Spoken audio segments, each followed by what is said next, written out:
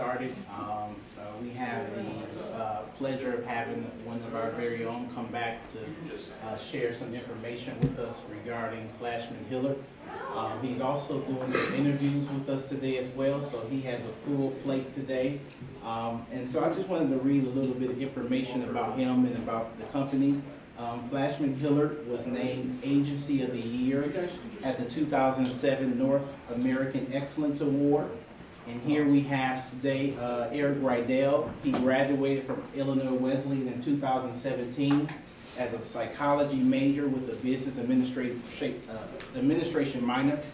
As an undergraduate, he worked with Dr. Furlong's dog science lab studying breed differences and self-control. Since graduation, Eric has worked with the True Global Intelligence team, the in-house marketing research practice at FleishmanHillard. As an associate research analyst, Eric supports both qualitative and quantitative marketing research consisting of surveys, focus groups, interviews, consumer research, and media analysis. So if we could all give Eric a warm, tight welcome as he comes to present to us and share with us about his company.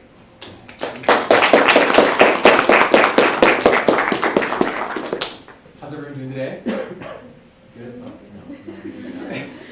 I think we'll all have a lot more fun, and it'll be easier for me if we kind of make this a conversation rather than me talking at you. So, if anytime throughout these slides you have questions or comments, just shout them out and we'll talk about it. I think it'd be easier to do it that way than to have me lecture. You've got plenty of classes going on today anyway.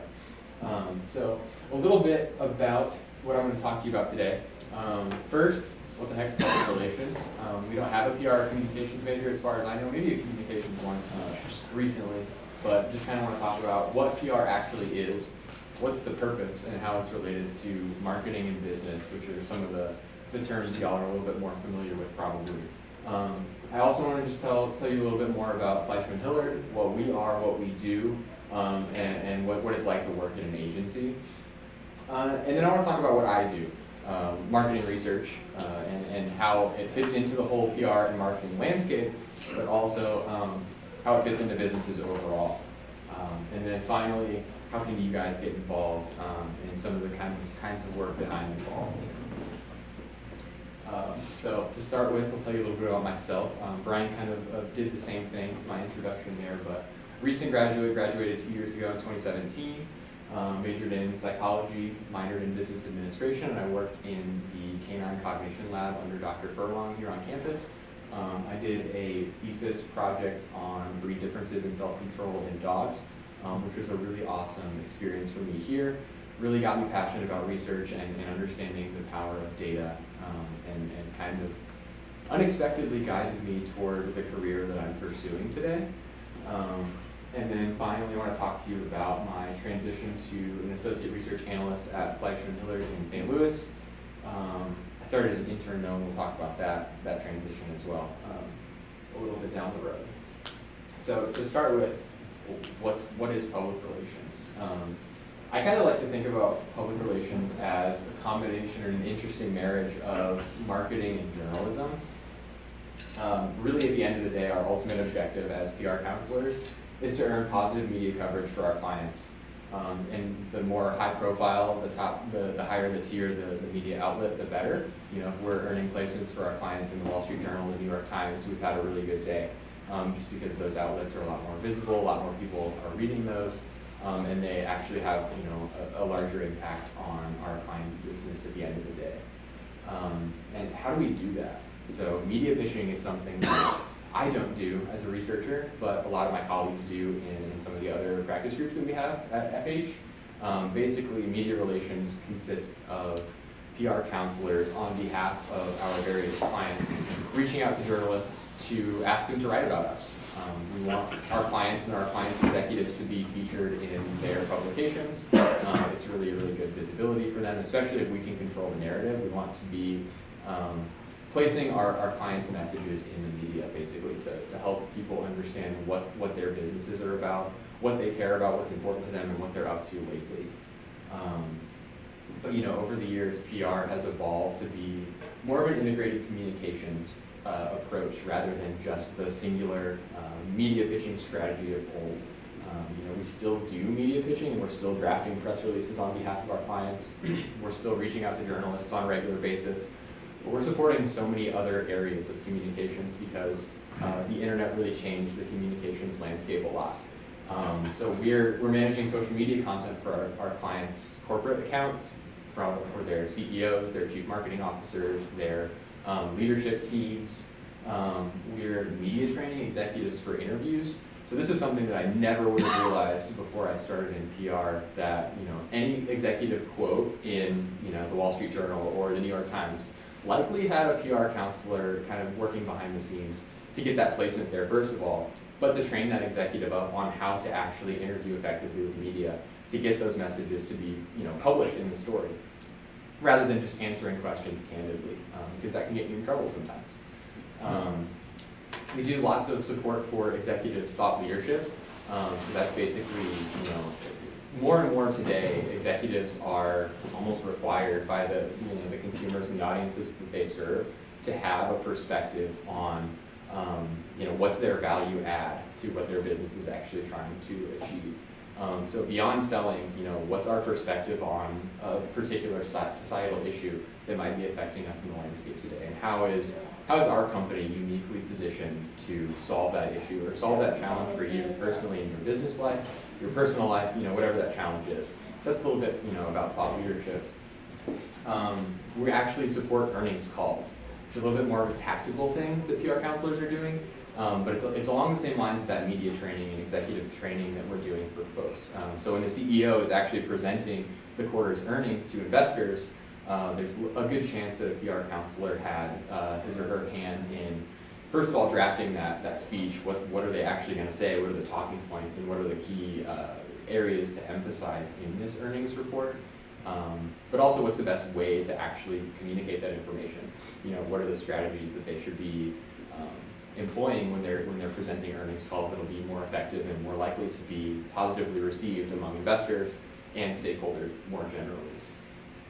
And I mentioned this, but we still draft press releases. So press releases are a low cost and efficient way of getting company news out there broadly. A lot of press release syndication, actually to back up a little bit, I didn't know what a press release was when I started at FH. I was a psychology major. We don't really talk about press releases or media or journalism in general.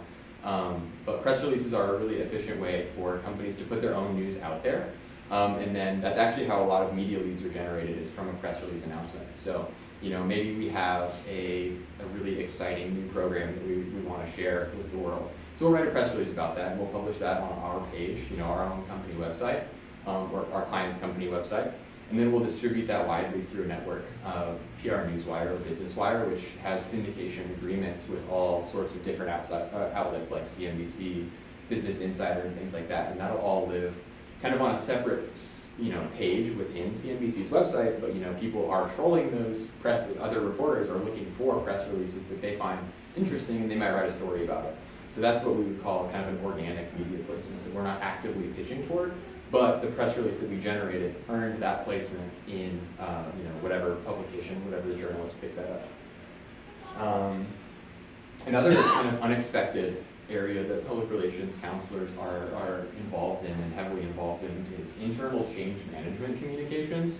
And the reason there's not a whole lot of visibility into that from a consumer's perspective is because a lot of that communication is employee to employee, and it doesn't really go anywhere else. It's internal communications in company A's internal atmosphere. So that doesn't get blasted out on via a press release, or it doesn't show up in other media.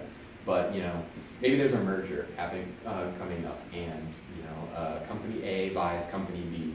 So if you work for company B, you suddenly have a different employer, first of all. So you're curious if you have a job still. You're curious who you work for, who you report to. What are your job responsibilities? Are they going to change? What's that whole situation going to be about? So effective leadership at company A, the acquiring company, is going to be very candid and visible with all these changes that are going to be happening internally to make sure that their company's culture isn't really negatively affected based on this merger or acquisition situation. So that's a really, really important thing that PR counselors do, and we support those change management types of situations from the inside, and we're counseling executives on how to communicate all these changes to the employees in a way that they understand, but they also feel comfortable about. They're able to understand it in a way that they know what happens to the company, but they also know what happens to them. And that's really important in terms of building a positive workplace culture. And finally, I guess we do a lot more than this, but last thing on the list here is managing crisis situations. And these are the things that you could never imagine would happen. They just crop up. Something, maybe a societal issue comes up, and you're expected to respond, for example. So one crisis situation that comes to mind that we supported, so after the Parkland shooting, the conversation on gun control has changed substantially. It's more sustained now. A lot more people are talking about it, and it's not just a blip on the radar anymore. It's a sustained drumbeat conversation. And some of our clients have been active participants in that conversation. Levi Strauss & Company is one you've probably heard of. And they've taken a really, really aggressive stance on gun control. They don't allow guns in their stores anymore, but they've also called for legislative change. And that's something that they did on purpose, right? They're making this outreach, this communications effort, but the crisis isn't exactly their stance, but it's the reaction to their stance. It's not that they were necessarily perceived more negatively because of it, but they definitely received a lot more conversation on social media, in traditional media, newspapers, blogs, wherever have you, online news. They're just suddenly all over the place. And so they need to know, one, where they're being mentioned. Two, they need to know how they're being mentioned. Are people reacting positively towards this? Are people reacting negatively towards this? And if so, who are the people reacting positively and who are the people reacting negatively? And what impact does this have on our business at the end of the day? So crisis management is kind of a whirlwind at times because of the news cycle that we live in today, because of the internet again. It's not a 24-hour news cycle anymore. It's a constant news cycle. So the first step in crisis management is what's happening, first of all. Where is all this conversation happening? And then you have to take it to more of a tactical and strategic level and understand, what do we do with all this information now? So that's another really, really important area for public relations. And a question that I think is really helpful for this audience and was helpful for me when I was starting in PR. How is PR different than marketing? They're very closely related, and I think they're even converging a little bit more as we get more advanced with technology and communications, and everyone is sort of moving toward a consultancy role, and there's less silos within businesses anymore. So all these communications and public relations and marketing departments on the client side, the brand side, are kind of consolidating and working a lot more closely together than they have in the past.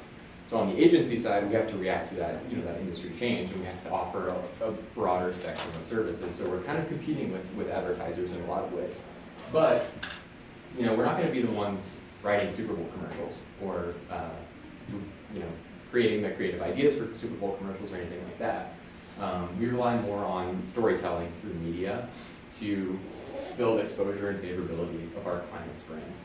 So, to boil it down to the most simple possible example, I think marketing is really geared toward building awareness of a brand or a product, and I think PR is more geared toward building reputation of a company or a product. But at the end of the day, and I was kind of thinking about this slide actually when I was driving here today, I probably shouldn't have put sales there, I probably should have put business objective. Because sometimes the business objective isn't sales. Maybe it's a positive reputational outcome. Maybe it's support for a new program. I don't know. It's not always sales, I guess, but at the end of the day, there is typically a financial outcome that we're headed toward, and our clients want to understand how, what the money they're spending with us in public relations and communications in general, how does that impact their bottom line? So before I start talking a little bit about FH, does that all make sense? That's kind of, boiling down a really, really big ocean into 3 slides. So I hope there are questions. Nothing? Guess we'll save questions till the end. There'll be an exam afterwards. Yeah, that's right. That's right. They're all taking minutes. So this is a little bit about FH. We're one of the largest PR and communications agencies in the world. We were founded in St. Louis in 1946, and that's where our headquarters remains today, and that's where I work. We've got about 450, 500 people in St. Louis. We've got over 2,000 employees worldwide, and we had 80 plus offices across the world, and we're definitely growing, which is a really exciting time to be a part of FH. One thing that really stands us apart, I think, from a lot of our competitors are some of our long-standing client relationships. We have been working for Emerson for 64 years, and they've been a client nonstop ever since, and not a lot of companies can say that. So our client retention rate is something that's really important to us, and building these long-standing client relationships is top of mind for FH, absolutely. So I mentioned that PR is kind of moving towards this integrated communications approach. And this is what integrated communications means to FleishmanHillard. There's a lot on this slide, so I'm going to take a look at it. In terms of specific practices, so these are the groups within FH that people are looking for. So, for me, I work in research and analytics, but we offer services in brand marketing, crisis management, media relations, a lot of these things I've talked about before. But public affairs is one that I hadn't mentioned. So we're actually involved with, working for the government or working with companies who do work with the government. So some sort of political issues, lobbying issues, things like that. We're involved in supporting.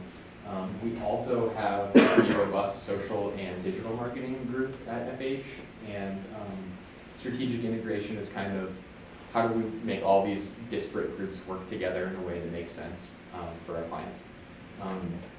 And not only do we have these specific disciplines, we also work in all of these different industry sectors.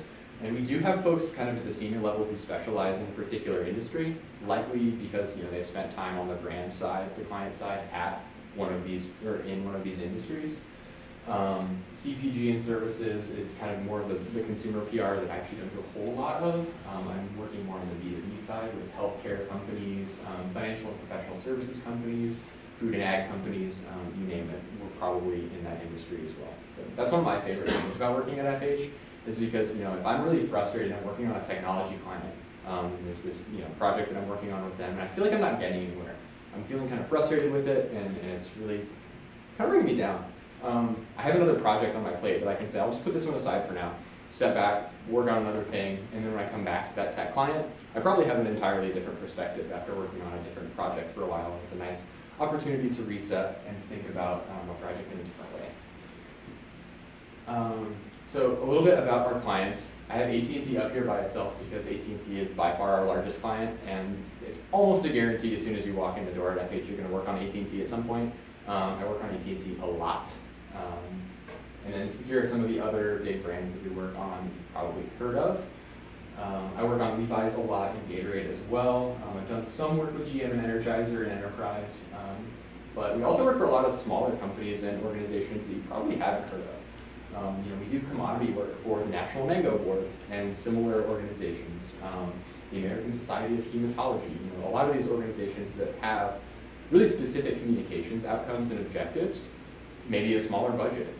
So we do service clients like that as well. Homestead Senior Care is one that I've worked on a lot, done some survey work for them. They're kind of like an in-home senior care company. Very interesting. Never knew that they existed before I worked at FH. But they're one of the clients that I've worked on a lot lately. This is a lot on the screen right now, and I wouldn't read it personally. I actually haven't read it. But this is a slide that we show our clients, our prospective clients, to talk about the culture at FH. And really the important things are these four bolded items at the top.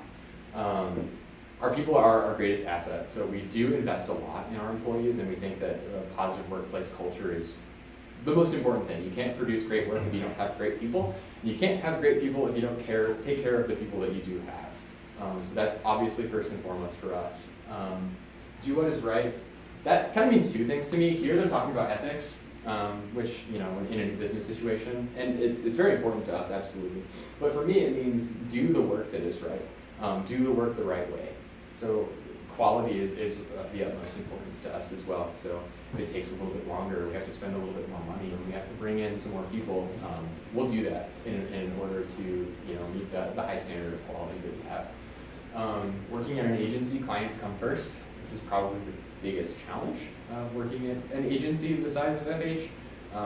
At any given time, I'm thinking about 5 or 6 or 7 different clients and different projects that I have up in the air, which is my favorite part, but also the biggest challenge because prioritizing my time becomes very, very important and very, very difficult. Because every client thinks they're the most important, And when you're working on that client, they are. But when you're working on another client, they're probably the second most important. So managing all these different deadlines in the year, managing all these different clients, and managing all these different expectations for clients is a huge challenge. But one that I think comes with a lot of rewards, because at the end of the day, when you're working on 3 different things, and you kick 3 deadlines over the finish line, and you're really happy with how the work turned out, and the clients are really happy, it's like the best day ever. So I would, that's my absolute favorite thing about working at FH. And the last thing is teamwork is everything. So you'll obviously hear that all over the place, but we really mean it.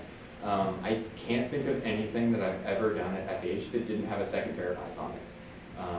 And I don't expect that to be the case ever in my time there, just because, the way that our teams are structured and organized, we just always have these different layers of review and different layers and different perspectives that we want to share with every single deliverable that we're putting out there. That helps prevent groupthink and hive mind, which is a really dangerous thing in marketing, because when you get a whole bunch of people in the room and you gravitate toward one idea, then everyone starts to gravitate toward that one idea.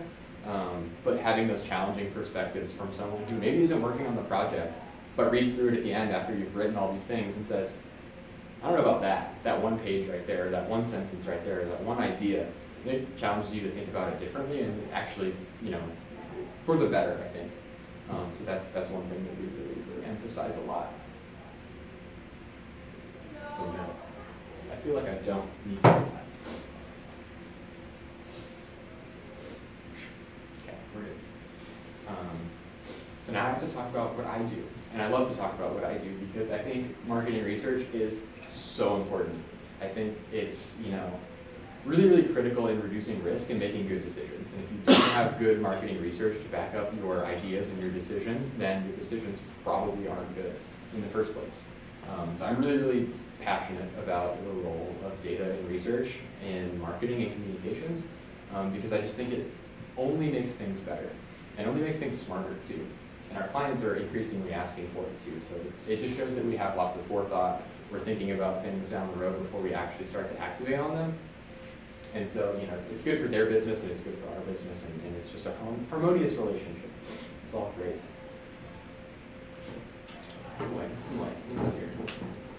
Okay. So how does research fit with PR communications in the first place? It doesn't really seem kind of like an intuitive fit at times. You don't really need research to write a press release about a company announcement, right? But since PR is changing so much and communications have changed a lot, you really have to understand who you're trying to communicate to. And you need to communicate with authority, and it needs to be relevant to the people that you're actually trying to reach. So that's one way that research can step in. We do lots of message testing, so all these creative concepts and ideas that the marketing and PR people have come up with, we have to make sure that they actually work before we launch them out there blindly. So that's one way to reduce risk in business. The way we do message testing is really fun, and I'll talk a little bit about methods later. Audience profiling is another really, really critical research component of communication strategies because, if you're just trying to communicate and you don't know who you're trying to communicate to, there's a good chance that that message is going to fall on deaf ears. And that's honestly the worst possible outcome for a communications campaign is to fall on deaf ears, that nobody you actually want to pay attention does pay attention. Another objective that research helps to answer is understanding the competitive media landscape. And those are all corporate words for what are our competitors doing in media? What are they doing with their PR and communications? Because if you're trying to say the exact same thing as your competitor, there's no real room for either of you to own that space. So what we do with media analysis and social listening is understanding what conversations are happening in your competitive set. Where do you have the authority to step in and make your own conversation? But also, how does that relate to your company's narrative and your corporate objectives at the same time? So it's all these different layers at once, and it's just kind of it's like doing your homework before a job interview or something. You have to understand what the opportunities are and where you fit into the larger conversation. And then probably the most important objective that research helps to answer is to help demonstrate the ROI of communications. More and more clients are asking us to say, okay, if we're spending this money with you, what are you doing for us? What does this actually get us? In the past, media placements have been good enough, and there's this old metric called add value equivalency, which puts a dollar amount on a media placement. But that's not really a metric that makes a whole lot of sense, because you can't really compare PR and communications to traditional advertising. Traditional advertising is a lot more geared toward conversion and specific sales, whereas the reputational benefit and the consideration benefit that you get from PR and communications extends beyond one sale, and it's about being top of mind and favorably considered with your audiences. And the way we do show ROI is we measure media and we assign key performance indicators of a media campaign. So we can do that at the program level to measure everything your company's doing from a communication standpoint. We can do that at the campaign level and measure the efficiency on a dollar communication spend amount. What are you getting in terms of an efficiency score out of that? And there's all sorts of complicated math and calculations behind the scenes that I won't get into because I don't quite understand them myself. Only a little bit. So what questions can research answer? And okay, good. I'm glad those didn't come up one at a time. So starting at strategy, strategy to tactics, they seem like similar words. Strategy to me is kind of more abstract and overarching. Just in general, what is our corporate strategy? In general, what are we trying to accomplish with this communications activation in this particular campaign? Tactics to me is more, how are we going to do that? What specific actions are we going to take to make that program move forward? What outlets are we going to target? What influencers are we going to reach out to? What social content are we going to post? All these specific actual action items is more on the tactical side for me. And research can help along the whole way. When you're thinking about determining a strategy, you have to think about things like, who am I actually trying to reach? What's my specific brand mean to those people? And who are my competitors in those space? And most importantly, I think in communications is, what messages will resonate with all those key audiences? And then more on the tactical side, what media does my target audience consume? And that informs things like media pitching, so I can understand what outlets and what journalists and what reporters I should be reaching out to and trying to get them to cover my company or my client. And then, what should our creative look like? We can do surveys or quantitative or qualitative testing of a video, maybe an advertisement. Maybe it's a kind of like a hype reel. We do those a lot where companies will talk about maybe their sustainability objectives, and they'll say, here's what we've done in the past year in our sustainability CSR efforts, and here's what we're planning to do in the future. We can test, the imagery of the creative. We can also test the actual words, the script that the voiceover is reading. And I think research is only going to get more important. So I think it's a great time to be in marketing research because clients and agencies alike are realizing that it's really risky to go out there with an idea that you haven't thoroughly vetted and tested. And that's what I get to do every day. Ultimately, marketing research decreases risks associated with making decisions, specifically related to marketing, of course. And I think businesses in general are inherently risk averse. They don't want to be spending money that they're not confident they're going to make back tenfold. They don't want to be entering conversations that they think will negatively impact them in the future. And in today's environment, with all of the different socio-political issues that we experience every day and that are in the news and we've almost become a little bit numb to, you can't stay silent anymore. Companies can't stay silent anymore. Their consumers are more engaged than they've ever been before. They have access to more information than they ever have before, and they have access to that information whenever they want it, and that's really new in the last decade. And most importantly, your consumers are listening and paying very close attention to what you're saying and how you're communicating about these social issues that are relevant to you. And research helps brands understand the world around them and contextualize these issues in ways that are really meaningful to them and actually impact them on a day-to-day basis. So we want to understand what issues are most important to the audiences we care most about. We can do that, through primary research with survey testing, qualitative focus groups. We can also contextualize the social issue or conversation with social media listening, traditional media listening, understanding what journalists are writing about, what consumers are posting about on social, what the conversation is like in general. Is it positive? Is it negative? What do they care about? And how do you fit in as a brand? Is this something that you should be paying attention to, or is this something that is just completely unrelated to you and your consumers would never associate you with this issue?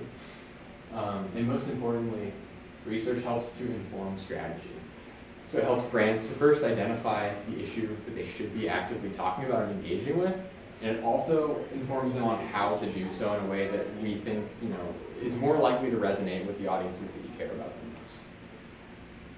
And so this is a really complicated slide to talk about all the different ways we can do research and communications.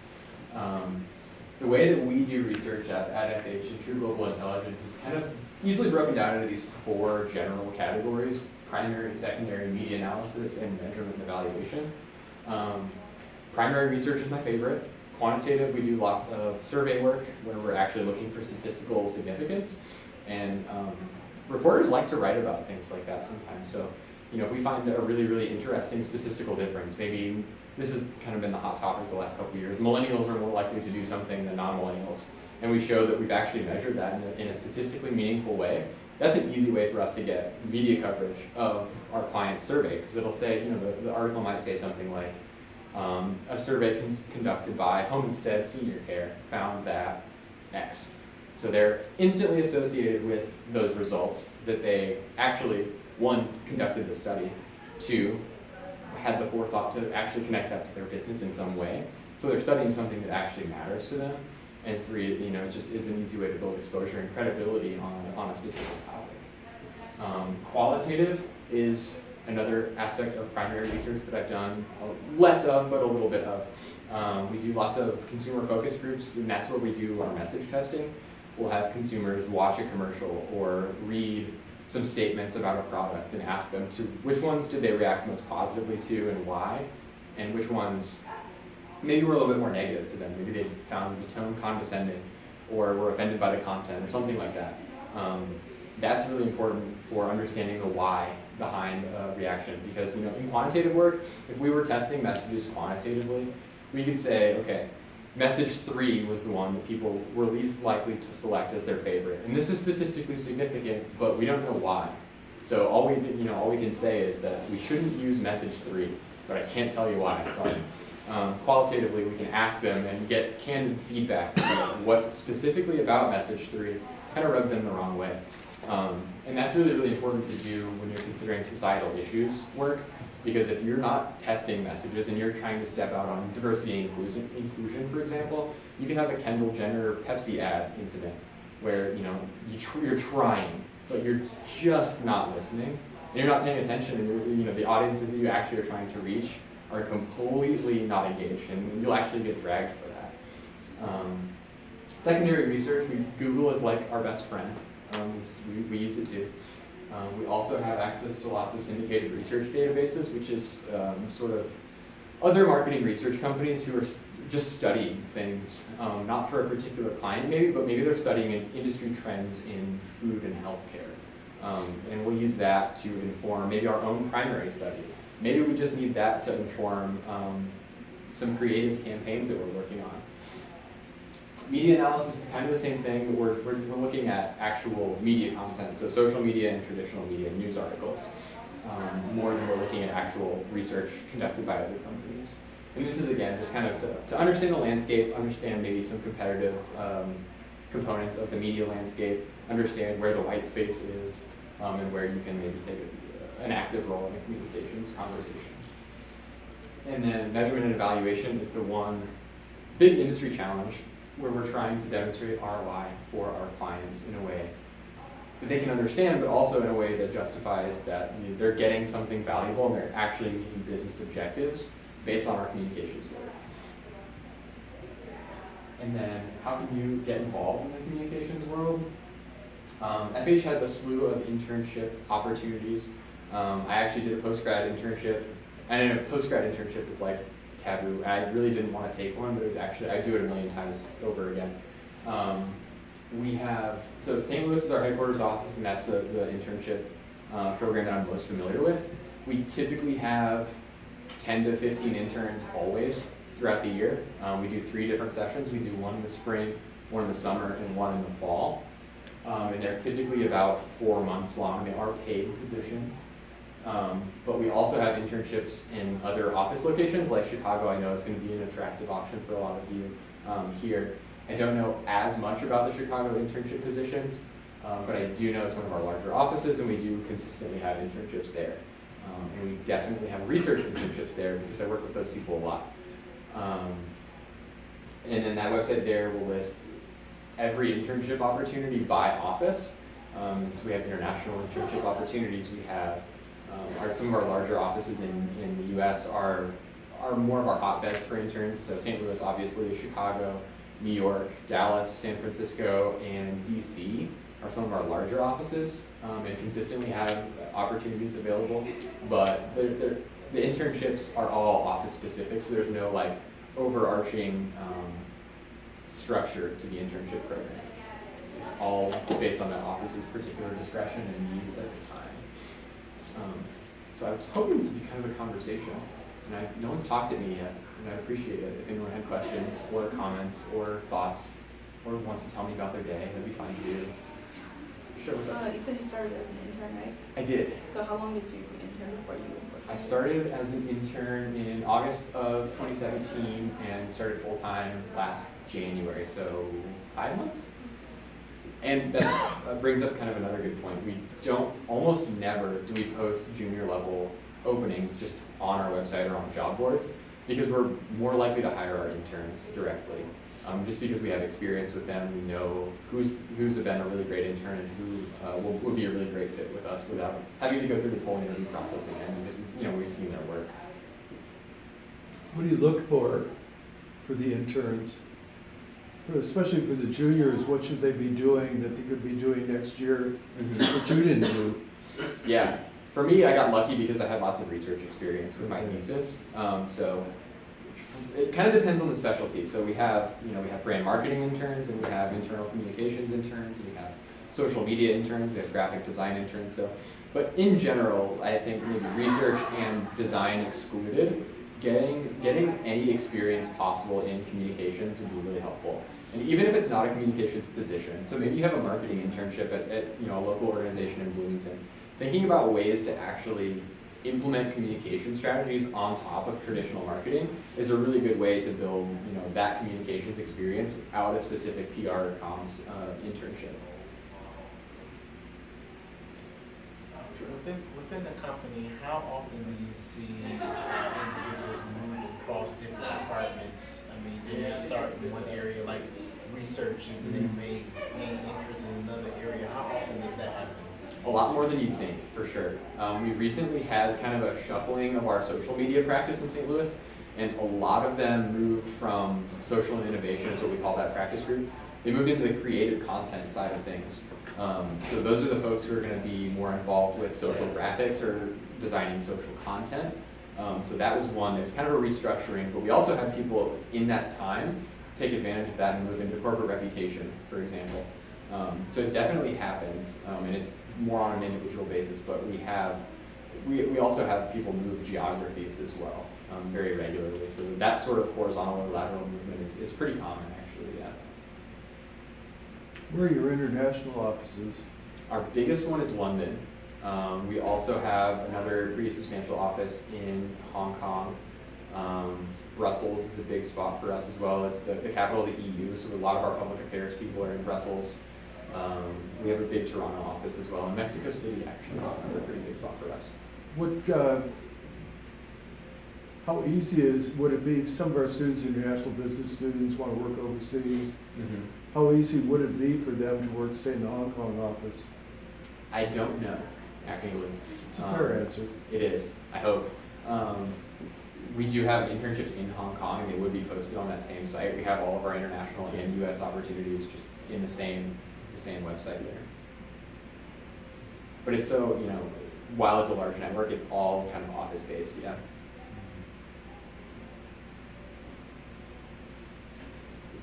How did your psychology degree help you with this position? I think if I wasn't in psychology and super interested in consumer behavior from day one, I wouldn't be here, honestly. Doing my thesis really got me excited about the whole process of designing a study, writing a paper about it, and analyzing the data from start to finish. And I thought, I considered academia for a while, and I thought, that sounds like a real big commitment. And I just didn't really feel like I had a lot of control of where I would end up, in terms of like my physical location. And I felt like businesses should be using research and data more than they were. So I thought that that was a really interesting opportunity to make good on my research experience in a way that I think will impact companies for the better. In addition to your major, what other skills that you have learned while being a college student that you really feel helped you in your role as a professional? I'm going to plug the liberal arts education here. Working in an agency, because I'm bouncing between all these different industries and sectors and clients, it's kind of like a liberal arts education where I go from a psychology course to a marketing course to a sociology course in the same day. I felt like I was used to jumping around to all sorts of different subject matter, which has actually really helped me manage my time more effectively and quickly pick up different nuances in industries, which is so important for us, especially in an agency role.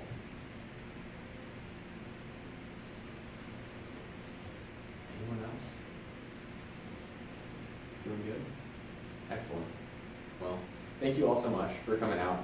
It was a pleasure to talk to you, and I hope you learned something about PR that you didn't already know. I